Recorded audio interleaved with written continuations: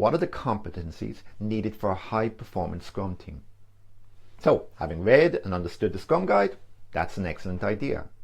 But moving from here to actually building a Scrum team, that is a huge leap. Understanding Scrum is a far cry from implementing it. So how do we make this leap from understanding to living it? What does good look like in a Scrum team? And for me, there are 3 areas you need to consider. Part 1, what are all the competencies that make up a good Scrum team or a great Scrum team? This could encompass anything from have we got a Scrum Master to have we got sprint goals for every sprint. Now, considering that we're going to discuss various aspects of Scrum, from competencies to mindsets, activities to facilitation tips, I'm going to use an overarching term, competencies. It seems to encompass it best. So we are talking about a comprehensive Scrum competencies checklist, if you will. It's also worth noting that the Scrum Guide is very specific on the competencies that it focuses on. But being honest, the guide is not enough for a great Scrum team. It goes into depth on a specific focus area, but it completely ignores large and very practical swathes of competencies. It mentions value 25 times, but never goes any further to explain it. It doesn't mention things like planning poker or the definition of ready, and these are both excellent competencies for a Scrum team. But this also causes issues. What do we include? What do we leave out? What about OKRs? What about prioritization tools? And on top of this, we have to be wary of the list as well. What works for one team in one enterprise might not work for another. Good for one could be a bit of a disaster for another.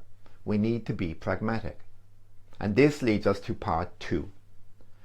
Which of these elements from our wonderful, most excellent competencies checklist are important for you? For a new team, you might ask, what components, what competencies should I prioritize first to get the best improvement in the team? And it's the one area I can't help you with, not without working directly with you, assessing your team or teams, and this takes time. I usually do this in my work. It usually takes 2 to 4 weeks when I come in to assess an individual team. So I've got to say, sorry, you're on your own with this one here. But the last part is straightforward, part 3. How do we measure how mature we are against the individual checklist competencies?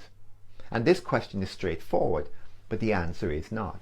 But I can give some guidance on this question, and I have another video. So here's what I've done. I've put together a pretty comprehensive competencies checklist. Comprehensive, but still there are things I've left out. Elements that some people might think should be in there. I mentioned OKRs. And I have put in some things that other people believe shouldn't be there. Definition of ready. But to be clear, each of the competencies, they are worth understanding before making your decision on whether you use them or not, improve them or others. And that's all part 2.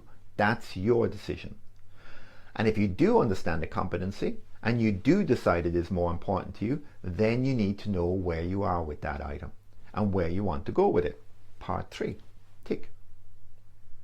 So, I've left a link in my competencies checklist below. It's a good document. It's worth using as your starter for 10. Please download it. It's an Excel spreadsheet. Please give me a thumbs up if you like it.